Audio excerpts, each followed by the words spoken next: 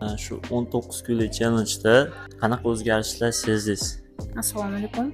Ibrohimda birinchi o'rinda ingliz tili tarafidan qiziqish paydo bo'ldi. Inglizcha muzikalar eshitayotganda ham tushunyapti, qiziqish bo'lyapti.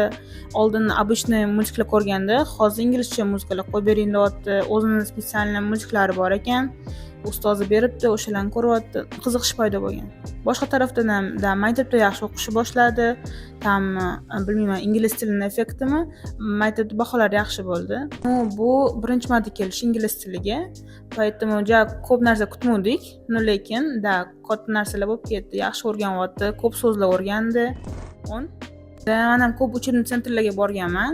Built-in rostdan ham yaxshi. Oldin kelmaganman, yangi ochilgan shekilli, или men ko'rmaganman. Но я могу посоветовать. Очень хороший учебный центр, мне нравится. Endi uydagilar bilan gaplashib ko'ramiz. Kelsa keladi. Menga я за то, чтобы он приходил.